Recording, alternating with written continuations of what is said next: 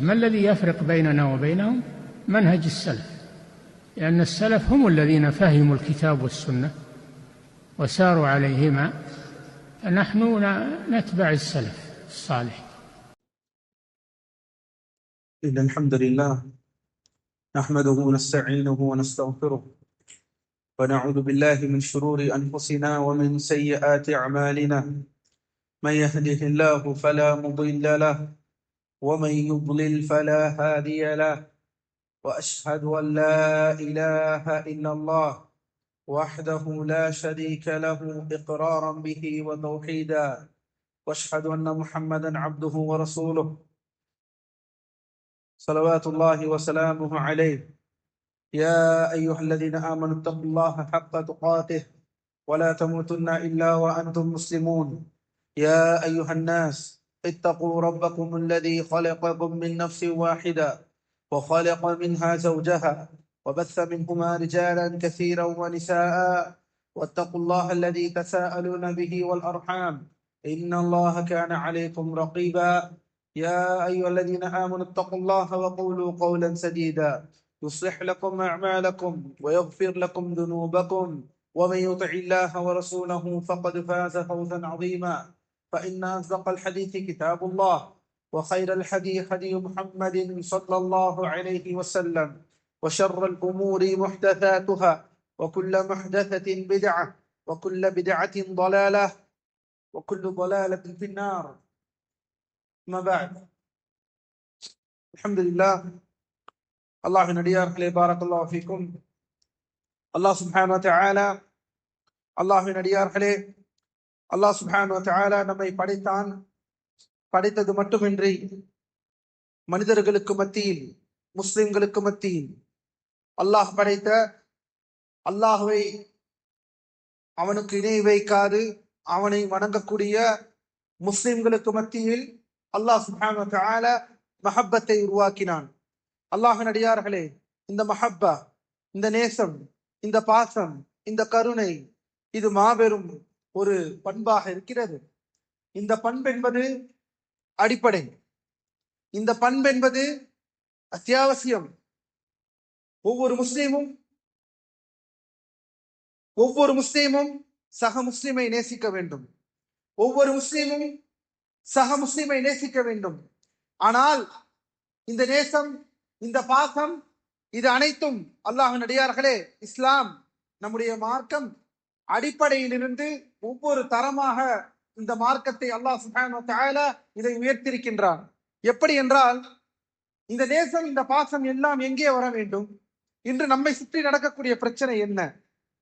இன்று நேசம் அல்லது காதல் அல்லது பாசம் என்ற இந்த வார்த்தையை ஒரு நாளிற்கு சுருக்கி, அதுவும் ஹராமான விஷயங்களில், நன்றாக கவனித்துக் கொள்ளுங்கள், அல்லாஹுக்கு, அல்லாஹ் சுப்ஹானஹு வ தஆலா அவனுக்கு மாறு செய்வதற்காகவே ஒரு நாளை தேர்ந்தெடுத்து அந்த நாளிலே நேசத்தை காட்ட வேண்டும், காதலை காட்ட வேண்டும், காதல் உணர்வை ஏற்படுத்த வேண்டும், அதை வெளிப்படுத்த வேண்டும் என்று முஸ்லிம் அல்லாதவர்கள் கடைபிடிக்கிறார்கள். சரி, முஸ்லிம்கள் கடைபிடித்தால், முஸ்லிம்கள் இதை பின்பற்றினால் நாம் என்னவென்று சொல்வது?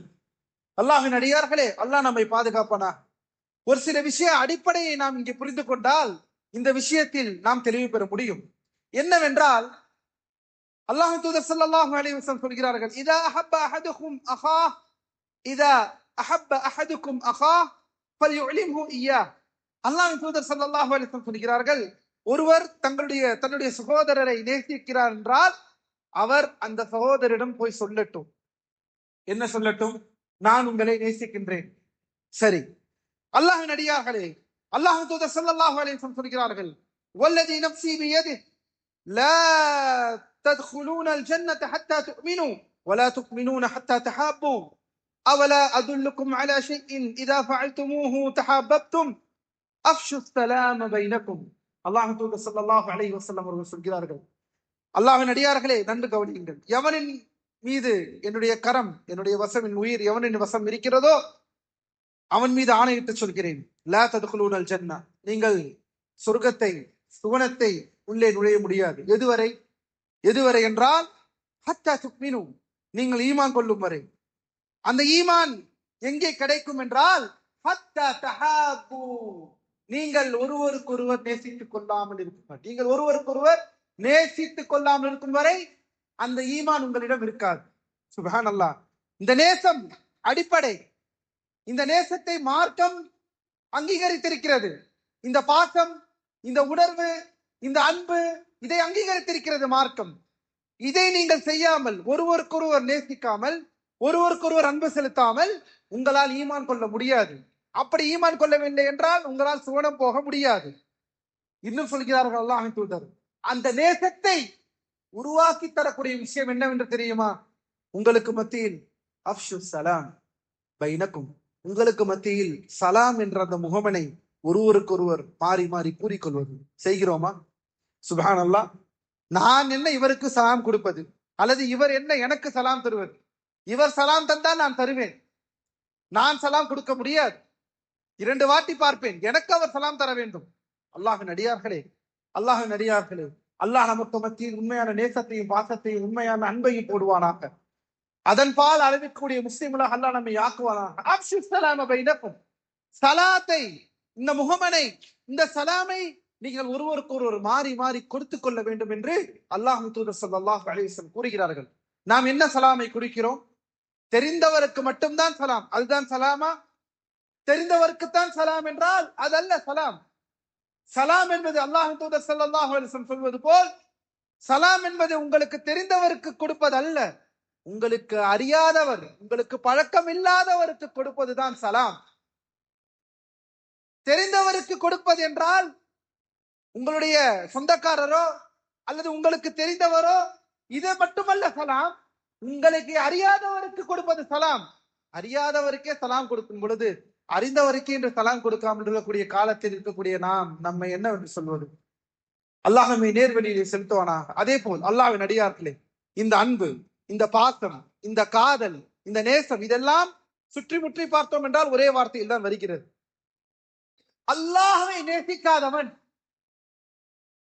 அல்லாஹ்வை நேசிக்காதவன், அல்லாஹ்வின் தூதரை நேசிக்காதவன், சஹாபாக்களை நேசிக்காதவன், தன் தாய் தந்தையரை நேசிக்காதவன், தன் உற்ற சகோதரர்களை நேசிக்காதவன் ஒரு பெண்ணை நேசித்தால் அந்த பெண்ணை ஹராமான வழியிலே இருக்கக்கூடிய அந்த வழிகளை பயன்படுத்தி நேசிப்பதினால், இந்த நேசத்தினால், இந்த கேடுகெட்ட செயலினால், மற்றவர்கள் செய்வதை போல் முஸ்லிம் அல்லாதவர்கள் இந்த பழக்கத்தை செய்வதனால் அவனுடைய வாழ்க்கையில் வரக்கத்திருக்கும் என்று ஒருவர் நினைத்துக் கொண்டிருக்கிறார்களா?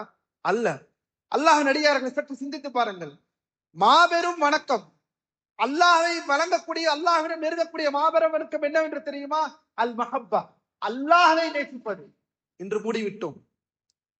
அல்லாஹ்வின் தூதரை நேசிப்பது, சஹாபாக்களை நேசிப்பது, சுப்ஹானல்லாஹ், தன் தாய் தந்தையரை நேசிப்பது, இதற்கெல்லாம் நாட்கள் அல்ல, இதெல்லாம் மூடி வைத்து விட்டோம். நேச நாள் என்றால் என்ன? காதலர் தினம். என்ன? ஒரு ஆணும் ஒரு பெண்ணும், அதுவும் திருமணமாகாது, திருமணம் என்ற பந்தத்தில் இல்லாது, அல்லாஹ் அனுமதித்த ஹலாலான இந்த திருமண பந்தம் இல்லாமல் அல்லாஹ்வுக்கு மாறு செய்து, அல்லாஹ்வின் தூதருக்கு மாறு செய்து, பெற்றோரின் கோபத்தையும் சாபத்தையும் வாங்கிக் கொண்டு அல்லாஹ்வுடைய மார்க்கத்துக்கு முரணாக நின்று அதை செயல்படுத்துவது காதலர் தினமா? சுப்ஹானல்லாஹ்.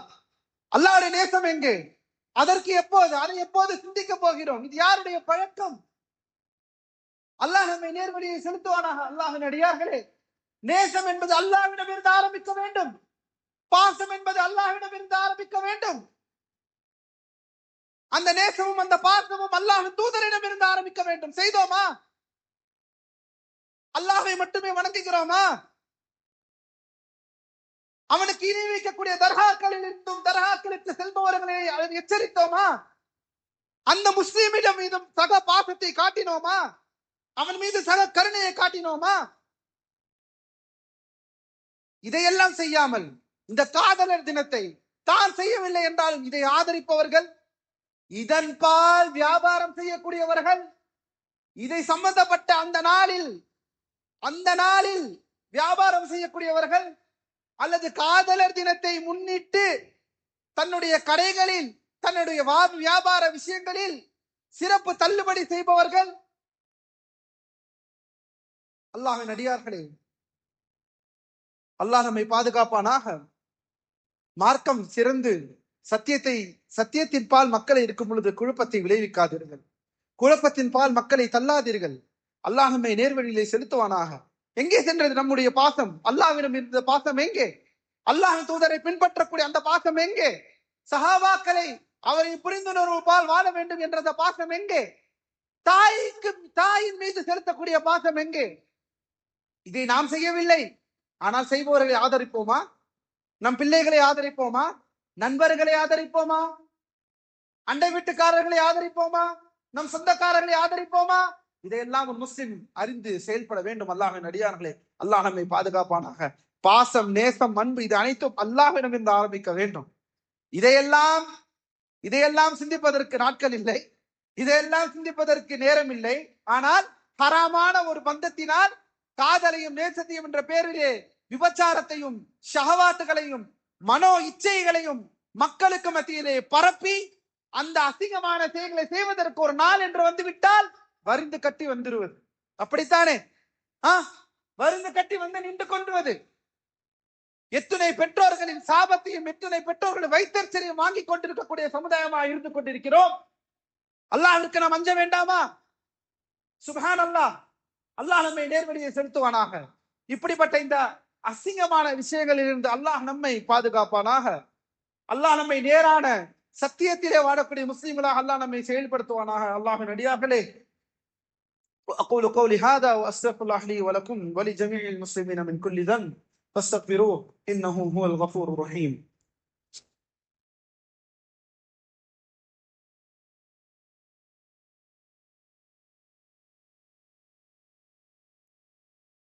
الحمد لله على إحسانه والشكر له على توفيقه وامتنانه واشهد ان لا اله الا الله وحده لا شريك له واشهد ان محمدا عبد الله ورسوله صلوات الله وسلامه عليه. அல்லாஹ்வின் அடியார்களே, அல்லாஹ்வின் தூதர் ஸல்லல்லாஹு அலைஹி வஸல்லம் சொல்கிறார்கள், மன் தஷப்பஹ பிகௌமின் ஃபஹுவ மின்ஹும். யார் நம்மிலே ஒரு கூட்டத்தை, ஒரு சமுதாயத்தை பின்பற்றுகிறானோ அவன் அவனை சார்ந்தவன், அவன் என்னை சார்ந்தவன் அல்ல. ஏன் இந்த ஹதீஸ் இப்போது தேவைப்படுகிறது? ஏனெனில் சற்று சிந்தித்து பாருங்கள். நமக்கென்று ஒரு அடையாளம் இருக்கிறது. நமக்கென்று ஒரு அடையாளம் இருக்கிறது, இஸ்லாமிய அடையாளம். நமக்கென்று நமக்கென்ற ஒரு அடிப்படை இருக்கிறது. நமக்கென்ற ஒரு சமுதாயம் இருக்கிறது. இதெல்லாம் அல்லாஹ்வின் தூதர் நமக்கு கொடுத்தது, இந்த மார்க்கம் கொடுத்தது. ஒருபோதும் இணை வைப்பாளர்களை, முஸ்லிம் அல்லாதவர்களை, அவர்களுடைய பழக்க வழக்கங்களில் நாம் அவர்களை பின்பற்ற மாட்டோம் என்றால் இந்த காதலர் தினம் என்பது என்ன? அல்லாஹ்வின் அடியார்களே, சற்று சிந்தித்து பாருங்கள். இந்த வேலண்டைன்ஸ் டே என்று சொல்லப்படக்கூடிய இந்த காதலர் தினம், இதனுடைய அடிப்படை இது பல நூற்றாண்டுகளுக்கு முன்னால் இருக்கக்கூடிய ஒரு தெளிவான ஒரு அடிப்படை விஷயத்தை கொண்டு கட்டமைக்கப்பட்டதுதான் இந்த வேலண்டைன்ஸ் டே, இந்த காதலர் தினம். அங்கு இருக்கக்கூடிய ஒரு நசாரா கிறிஸ்துவ பாதிரியார் கொல்லப்பட்டதின் காரணமாக அவர் மறைந்து அங்க இருக்கக்கூடிய ரோமத்திலே வாழ்ந்த, அந்த ரோம பாரசீகத்திலே வாழ்ந்த கிளவுடியஸ் என்று சொல்லப்படக்கூடிய ஒரு அரசன் அங்கே திருமணத்தை தடுத்து வைத்திருந்தான். பிரம்மச்சாரிகளாகவே இருக்க வேண்டும், அப்போதுதான் போரிலே நின்று போரிலே எதிர்ப்பதற்கு சக்தி வாய்ந்தவர்களாக இருப்பார்கள். திருமணமாகிவிட்டால், கவனியுங்கள், திருமணமாகிவிட்டால் அவர்களால் ஒழுங்காக சண்டையிட முடியாது, போரிட முடியாது என்பதனால் திருமணமாகாத இளைஞர்களுக்கு திருமணம் செய்யக்கூடாது என்ற ஒரு விதியை அவர் வைத்திருந்தார். அதற்கு எதிராக இந்த பாதிரியார், இந்த கிறிஸ்துவ பாதிரியார் இந்த மறைமுகமாக திருமணத்தை செய்து வைத்தார் மக்களுக்கு மத்தியில். இதனால் அவர் கொல்லப்பட்டார். இதனால் அந்த நாள், அவர் கொல்லப்பட்ட நாளை இன்று வேலண்டைன்ஸ் டே என்று பதிவு செய்யப்பட்டு மக்கள் தொடர்ந்து கடைபிடித்து வருகிறார்கள். இது நம்முடைய பழக்கமா? இது யாருடைய பழக்கம்? இது அது மட்டுமல்ல, அன்று ரோமன் எம்பையர் என்று சொல்லப்படக்கூடிய அந்த ரோம பாரசீகத்தில் ரோமன்ஸ் என்று சொல்லக்கூடிய அந்த இடத்திலே அன்று ரொமான்ஸ் என்று சொல்லப்படக்கூடிய ஒரு அன்பை காட்டக்கூடிய கடவுளை அன்பை வெளிப்படுத்தக்கூடிய கடவுளாக வணங்கி கொண்டிருந்தார்கள். அதுதான் இந்த ரொமான்ஸ் என்று சொல்லப்படக்கூடிய இந்த வார்த்தை. இதை இன்று வரை அவர்களுடைய ரோமன்ஸ் என்று சொல்லப்படக்கூடிய அவர்களுடைய வரலாற்றிலே சென்று போய் பார்த்தோம் என்றால் இது அதைதான் குறிக்கிறது. எல்லாவற்றிலும் அவர்களை பின்பற்றுவதுதான் முஸ்லீமா? சுப்ஹானல்லாஹ். கேலண்டரிலே அவர்களை பின்பற்றி விட்டோம், நம்முடைய அனைத்து விடுமுறை நாட்களிலும் பின்பற்றி விட்டோம், எல்லாவற்றிலும் பின்பற்றி வருகிறோம். காரணம், இந்த நாட்டிலே இந்த சூழ்நிலையை வாழ்ந்து கொண்டிருக்கிறோம். சரி, நம் சக்திக்கு ஏற்பவாது இந்த மாதிரியான விஷயங்களிலிருந்து நாம் நம்மை தடுத்துக் கொள்ள முடியாதா? எடுத்துக்காட்டாக இந்த அரசா சொல்கிறது நம்மை காதலர் தினம் கொண்டாடுங்கள் என்று இந்த அரசு சொல்கிறதா? அல்ல. அப்படி இருக்கும் பொழுது முஸ்லிம் அல்லாதவருடைய கலாச்சாரம், ஹராமை வளர்க்கக்கூடிய இந்த கலாச்சாரத்தின் நான் தூரமாக இருப்பேன் என்ற அந்த அடிப்படை கூட நமக்கு தெரியாமல் இருக்கிறது. சுப்ஹானல்லாஹ், இது எங்கே போய் முடியும்? முஸ்லிம்கள் அல்லாதவர்களுடைய கலாச்சாரம் தான் இந்த வேலண்டைன்ஸ் டே, இந்த காதலர் தினம். இது முஸ்லிம்களுக்கு எக்காலத்திலும் எந்த நேரத்திலும் இது ஒரு மார்க்கமாக ஆக முடியாது. கணவன் மனைவியுடைய அன்பை விட மாபெரும் அன்பு என்னவாக இருக்க முடியும்? அல்லாஹ்வின் அடியார்களே, அல்லாஹ்வின் தூதர் ஸல்லல்லாஹு அலைஹி வஸல்லம் அவர்கள் கேட்கப்பட்டது, உங்களுக்கு மிகவும் பிடித்தவர் யார்? ஆயிஷா ரலியல்லாஹு அன்ஹா. அல்லாஹ்வின் தூதர் யாரை பிடித்தது என்று சொன்னார்கள்? தன் மனைவியை. ஆண்களில் அவர்களுடைய தந்தை. சுப்ஹானல்லாஹ், மரணப்படுக்கையிலும் கூட அல்லாஹ்வின் தூதர் ஸல்லல்லாஹு அலைஹி வஸல்லம் அவருடைய இறுதி நேரத்தில் காய்ந்திருந்த அந்த மிஸ்வாக்கை ஈரமாக்கி தந்தார்கள் ஆயிஷா ரலியல்லாஹு அன்ஹா. அந்த நேரத்தில் கூட அவர்களுடைய வாயினால் வைத்த அந்த மிஸ்வாக்கை, காய்ந்த மிஸ்வாக்கை ஈரமாக்கி அதை அல்லாஹ்வின் தூதருக்கு பல் துவக்கினார்கள். கடைசியிலே நான் ஆயிஷாவிடமே இருக்கிறேன் என்று மற்ற மனைவிகளிடம் அனுமதி கேட்டார்கள். கடைசியிலே அவர்களுடைய தொண்டைக்கும் அவருடைய கழுத்துக்கும் மத்தியிலே அல்லாஹ்வின் தூதருடைய உயிர் பிரிந்தது. சுப்ஹானல்லாஹ், இதுதான் உண்மையான நேசம், இதுதான் உண்மையான பாசம். நம் கையிலே போனிலே வைத்திருக்கக்கூடிய இந்த இன்ஸ்டாகிராம், இந்த யூடியூபிலே வரக்கூடிய இந்த போலிகள், இந்த பிம்பங்கள் எல்லாம் கலைக்கப்பட வேண்டும். உங்கள் மனைவியை நேசியுங்கள் அல்லாஹ்வின் அடியார்களே, உங்கள் மனைவியை நேசியுங்கள். அல்லாஹ் உங்களுக்கு கொடுத்த உங்கள் மனைவியை அல்லாஹ்வின் பால், அல்லாஹ்விற்கு நெருங்கும் வரை நேசியுங்கள். அல்லாஹ்விடம் நெருங்கக்கூடிய அந்த அடிப்படையில் நேசம் இருக்க வேண்டும், ஹராமான வழியில் நேசம் இருக்கக்கூடாது. மறுபடியும் சொல்கிறேன், இந்த காதலர் தினமுக்கும் இஸ்லாத்திற்கும் எந்த சம்பந்தமும் இல்லை. அல்லாஹ் நம்மை பாதுகாப்பானாக. இது நம்முடைய பழக்கமும் இல்லை, இது நம்மளுடைய அடையாளமும் இல்லை, இது நம்மளுடைய எந்த விதத்திலும் நமக்கு சம்பந்தப்பட்டதில்லை என்பதை அல்லாஹ்வின் அடியார்களே நாம் அறிந்து செயல்பட வேண்டும். ஒரு நாள் சுப்ஹானல்லாஹ், ஒரு நாள் காட்டுவது அன்பா? அதுவும் இது அல்ல. இந்த காதலர் தினம் என்பது 90-95% ஹராமான உறவுகளாலே ஏற்படுத்தப்பட்டதுதான் இந்த காதலர் தினம். அப்படியும் ஒருவர் கணவன் மனைவிக்காக பயன்படுத்துகிறேன் என்றால் மார்க்கம் உங்களுக்கு அனுமதிக்கவில்லை. வருடம் 365 நாளும் உங்கள் மனைவியிடம் உங்கள் மனைவியை நேசியுங்கள். வருடம் 365 நாட்களும் உங்களுடைய தாயை நேசியுங்கள். அது என்ன ஒற்றை நாள்? அந்த ஒற்றை நாள் என்ன செய்து விடுவீர்கள்? இது எல்லாம் இணை வைப்பாளர்களுக்கு, முஸ்லிம் அல்லாதவருக்கு நாம் தூது போவது, அவர்களுக்கு நாம் பக்கத்திலே நிற்பது, அவர்களுடைய பழக்க வழக்கங்களை ஆதரிப்பது. அல்லாஹ் நம்மை நேர்வழியை செலுத்துவானாக அல்லாஹ்வின் அடியார்களே. அதனால் எல்லா நேரத்திலும் எல்லா காலத்திலும் அல்லாஹ்வை நேசிப்பவர்களாக நாம் இருக்க வேண்டும். மரணம் வரை அந்த காதல், அந்த நேசம், அந்த பாசம் அல்லாஹ்விற்கு செலுத்துங்கள், அவனை வணங்குங்கள். அல்லாஹ் தூதரை அவர்களுக்கு கடைபிடியுங்கள், அவர்களின் பின்னால் இல்லுங்கள். ஸல்லல்லாஹு அலைஹி வஸல்லம். தாயை நேசியுங்கள் அல்லாஹ்வின் அடியார்களை, தாயை நேசியுங்கள், பெற்ற தாயை நேசியுங்கள். உங்களுடைய நேரம் கடந்து விட்டதற்கு பிறகு அழாதீர்கள், உங்களுடைய நேரம் சென்று விட்டதற்கு பிறகு கஷ்டப்படாதீர்கள். அல்லாஹ் உங்களுக்கு தாயையும் தந்தையும் ஹயாத்தோடு வைத்திருக்கிறான் என்றால் அவர்களுக்கு பணிவிடை செய்யுங்கள், அவர்களை நேசியுங்கள். இதுதான் நேசம், இதுதான் பாசம், இதுதான் காதல்.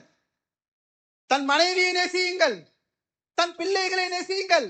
அண்டை வீட்டுக்காரராக இருக்கிறாரே ஒரு முஸ்லிம், அவரை நேசியுங்கள். கஷ்டத்திலே இருக்கிறானே மற்ற ஒரு முஸ்லிம், அவனை நேசியுங்கள். நேசிப்பு இந்த அடிப்படையில் இருக்க வேண்டுமே தவிர ஹராமான விஷயத்திலே மனோ இச்சையும் ஷஹவாத்தையும் ஏற்படுத்தக்கூடிய இந்த அசிங்கமான ஹராமான உறவினால் ஏற்படக்கூடிய நேசமாக ஒருபோதும் இருக்க முடியாது என்பதை முஸ்லிம்கள் புரிந்து கொள்ள வேண்டும். அல்லாஹ் நம்மை நேர்வழியை செலுத்துவானாக. இன்னல்லாஹ வ மலாயிகத்தஹு யுஸல்லூன அலன் நபி யா அய்யுஹல்லதீன ஆமனூ ஸல்லு அலைஹி வ ஸல்லிமு தஸ்லீமா. இபாதல்லாஹ் இன்னல்லாஹ யஅமுருக்கும் பில் அத்லி வல் இஹ்சானி வ ஈதாஇ தில் குர்பா வ யன்ஹா அனில் ஃபஹ்ஷாஇ வல் முன்கரி வல் பகி يعظكم لعلكم تذكرون فاذكروا الله يذكركم واشكروه على نعمه يزدكم ولذكر الله أكبر والله يعلم ما تصنعون. نقول بيننا وبينكم السلف بيننا وبينكم الكتب. كان أحمد يقول البدع بيننا وبينكم الجنائز.